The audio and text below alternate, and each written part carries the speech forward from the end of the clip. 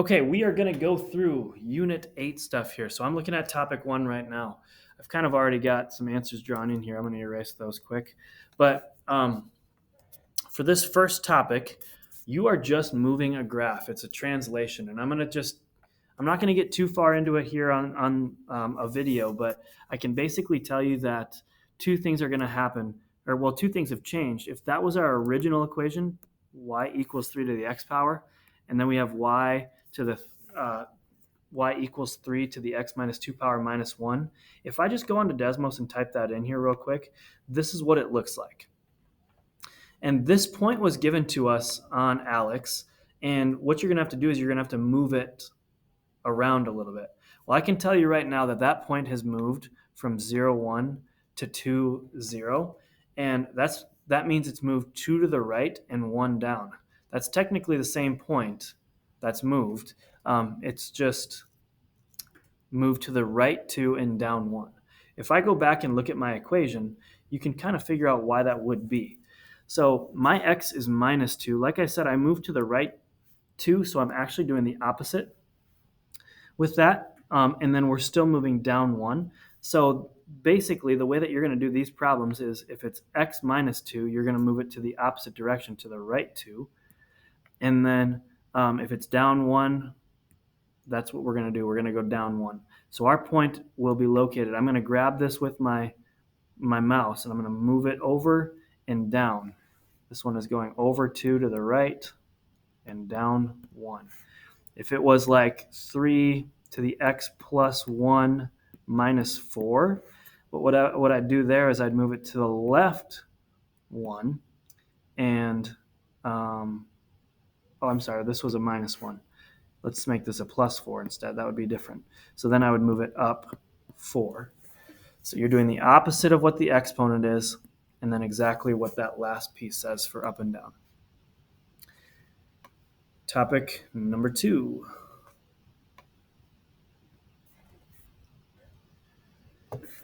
Topic number 2, it says graph the exponential function, and it gives you that exponential function. It'd be a good idea to maybe graph it on Desmos, but I'm not going to do that right now. What I notice first and foremost is that we have a minus 1 on the back end. Here's what that's telling me. I know from my previous problem, if you look at this previous problem where we had minus 1, if I look at my Desmos for that, where minus 1 was, I know that that asymptote, or where that line is never going to cross, is at y equals negative 1. It's never going to go lower than negative 1, and that's based solely on that end number. So if I go back to this question, I know my asymptote is going to be at negative 1. So I would take, first of all, I would take this, because my asymptotes on these are always going to be horizontal. I don't even know why they have that listed, because they're not going to be that ever. But my asymptote is going to be at negative 1, just like that. Okay, and then it says negative 4 to the x power. And all I would say to do here is just make an xy table and start plugging stuff in. So if I plugged in a 0 for x and a 1 for x, those would be the easiest ones to plug in. It asks you to only give 2 points. So that makes it pretty simple. So if I plug in 0, this is kind of a tricky one because that negative is not in parentheses with the 4x. So really what's going to happen here is it's going to be negative 4 to the 0 power is just 1 minus 1. So negative 1 minus 1 is negative 2. So I can take that, and across from 0 I can put in negative 2. If I plug in 1, that negative is not a part of it. It's not in the parentheses, so I'm not going to worry about it. That negative, and then if I take 4 to the first power, that's just going to be a 4 minus 1. That makes negative 5. So we have 0 minus 2 is 1 point, so that would be 0, 1, negative 2 right there. And then 1, negative 5. 1, 0 minus 2 is not there, sorry. Let me erase that. There's 0 minus 2. And then 1, negative 5 would be right there. And Alex is going to do the rest of the work for you, but basically it's going to look something like this when you're done. all you have to do is click this little piece, that little button right there, and you're good to go. The radioactive substance, uranium, has a half-life. A half-life is a new word that some of us are for the first time learning. Basically, it's being cut in half every 14 hours. So if we're starting with 240 and it's getting cut in half every 14 hours, it's represented by this equation right there. It wants the initial amount first, and to find the initial amount, all I'm going to do is I'm going to plug in 0. So if I do that, if I plug in 0 for t, which is where that's going to go, 0 over 14 is the same thing as 0. So that's like a 0. 1/2 to the 0 power is just 1. So basically what we have is 12,000 times 1, which is the same thing as, 1,200, not 12,000. After 60 hours, I'm probably not going to do this problem with you. It's going to be something that you're going to have to do on your own here because I don't have a graphing calculator with me right now. But after 60 hours, what that means is I'm just going to plug in a 60 for t. And then you just have to figure out how to type this into a calculator, which we should be able to do. And that's all you have to do for that question. Okay. This is the same exact type of question as topic number 3. They're giving you an equation. You don't have to really worry about the equation too much. All you have to do is plug in what it gives you. If it gives us 3, we're going to plug in a 3 for t right there. I kind of covered it up, but that's where you're going to plug it in for that t. If it gives you a 7, you plug in a 7 for t. I can't draw it, it's too small. But right here for that t, you would multiply it with the negative 0.26. And that's it. If it asks for the initial amount, you'd plug in a 0. But that's it. You're just plugging those into a calculator. So I'm not going to give you the answers on those. You're going to have to just try those on your own. Plug them in. This is topic number 5. It says, suppose a certain forest covers an area of 3,900 kilometers squared. Suppose that each year this area decreases by 8.75%. What will the area be after 13 years? The biggest thing we need to remember here is how to set up our equation.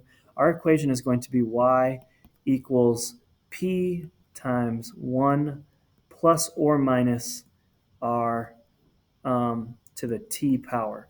Now, I don't have to do both plus and minus. I have to figure out what the question's asking to figure out if I'm going to use my plus or my minus. Since this is talking about a forest that's decreasing, it says decreasing right there, that means I'm not going to use the plus. I'm just going to use the minus for this question. Okay, so let's put in what these values are. So for p, that's principal. That's what we're starting with, which would be 3,900. Inside the parentheses, I'm going to put 1 minus, and then r is basically the rate at which we're decreasing. It's decreasing by 8.75, except I can't put 8.75 because that's a percentage. I got to change that to a decimal. So if I do that, I would move my decimal twice to the left, which means we'll end up with 0.0875. So that's what I'm going to plug in, 0.0875. And that'll be taken to the t power. What is t? It says, what will it be after 13 years? So t would be 13. I'll write a 13 actually instead of the t. And then again, I'm not going to solve this for you. I don't have a calculator, but this is the setup. You would need to just plug in, I guess, not all of that, just this part. And that will get you your answer that you would plug in on Alex. So if it is increase, make sure you have a plus sign here, but it's not in this case, so we used a minus sign instead.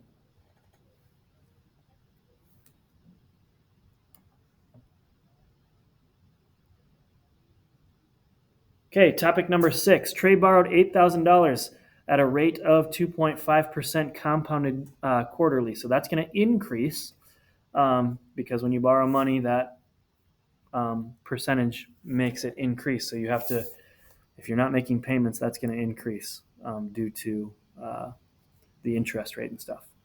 So let's see. I'm going to start with that same equation, but I've got to change it up here a little bit because this isn't the same type of question.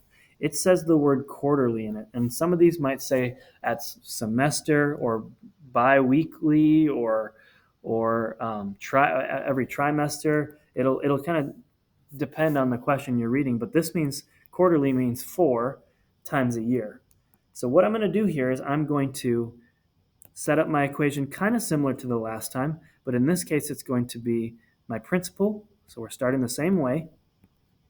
In the parenthesis, since we're increasing, it's going to be 1 plus, which is very similar to the way that we did our last question. If you haven't looked at topic number 5 yet, you need to do that. And then this time, I know it's 12.5%, which if I moved the decimal twice, it would be 0.125. But I'm doing this 4 times a year, and I don't want to take it by 0.125 all 4 times inside of a year. Otherwise, that's not really my interest rate. That would be 4 times my interest rate.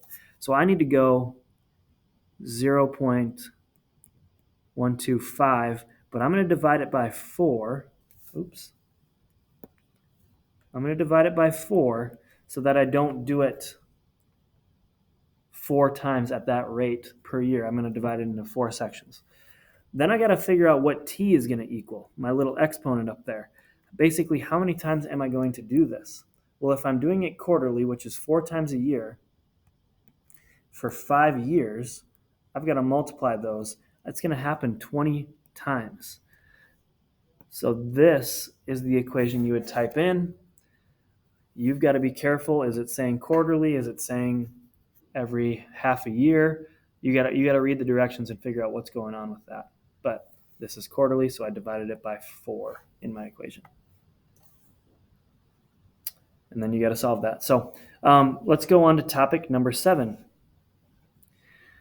Suppose the dollar value v of a certain house that is t years old is given by the following exponential function.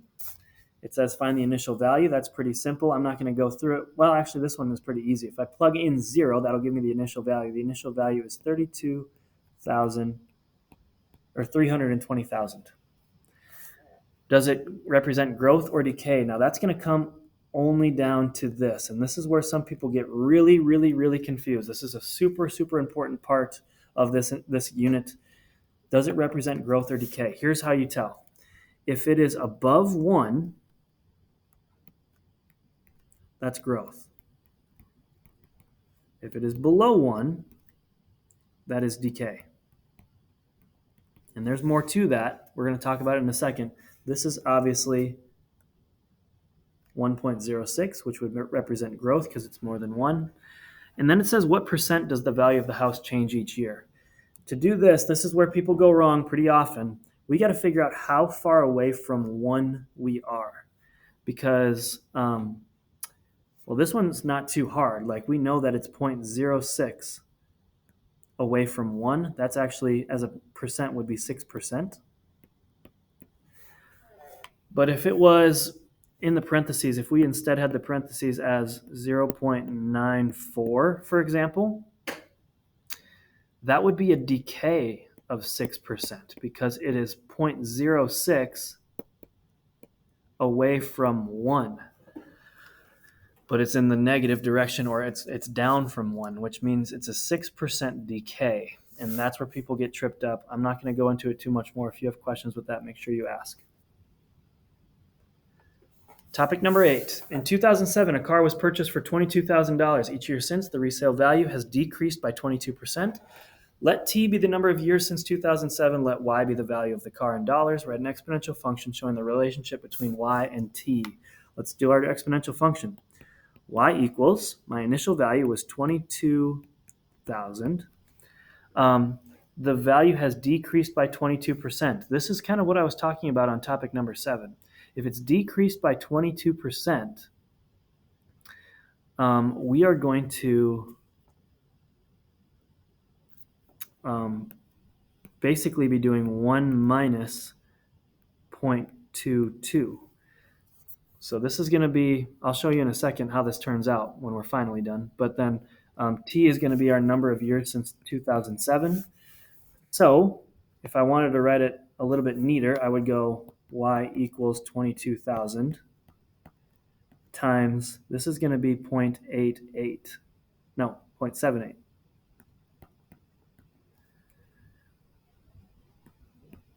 to the t power. So it looks kind of weird. You might think, is that really decreasing by 22%? Because it looks like it might be decreasing by 78%. Well, 22% away from 1 is 0.78. So this is really decreasing by 22%. That's where it's getting tricky. Let's go on to topic number 9. Oops, did I miss it? Oh, there it is. Okay, rewrite as a logarithmic equation. So now we're getting into logarithms a little bit here, and I'm going to write on the side the formula that you definitely need to have written down. So this is just how you convert.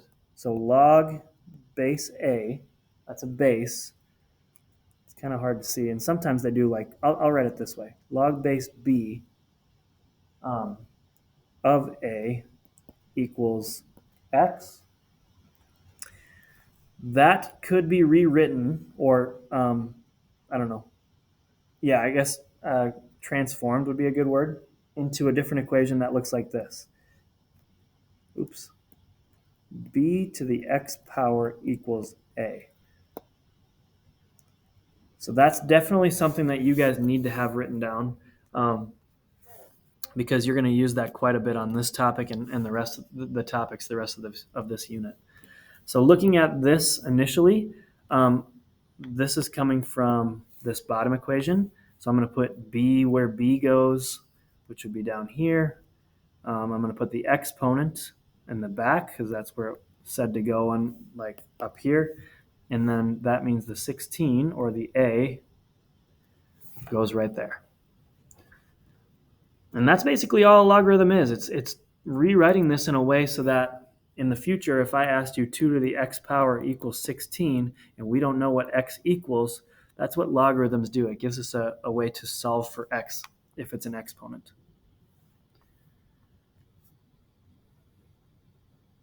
Okay, topic number 10, natural logs. Natural log is basically just the same thing as log base E.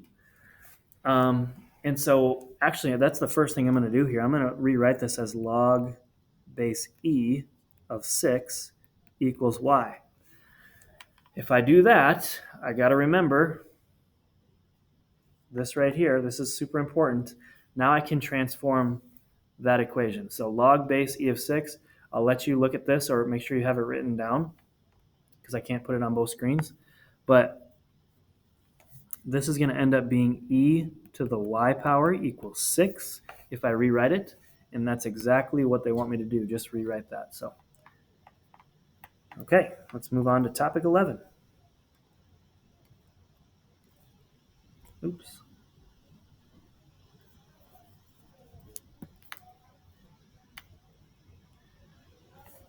Topic 11 just wants you to evaluate this logarithm. It's nothing more than just typing it into a graphing calculator. Log base 3 of 1/3. In other words, though, it's really just 3 to what power equals 1/3. That's how you could think about it. Well, I can do that in my head. 3 to the negative first power.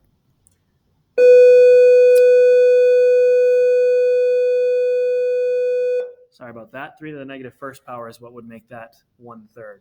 But you could do that on a calculator for all of those questions, and you should be good to go. Solve for x. Okay, so let's change this again. This would be like x to the 1/3 power equals 10. And then we got to figure out how we would solve for x. Well, on this one, it's going to be a little tricky. I mean, how do I get x by itself? Well, I think the best thing to do here would be to multiply it by, well, not multiply it by, take it to the exponent of 3. So if I take it to the 3rd power, I know that power of a power is multiplication, so I'll end up with x, and then 1/3 times 3 is just 1, which x to the 1 is just x, but that's what we're looking for. And then 10 to the 3rd power is 1,000. So that means x equals 1,000, and we've solved for x. And I believe that's where we are going to stop. It looks like I'm out of time, so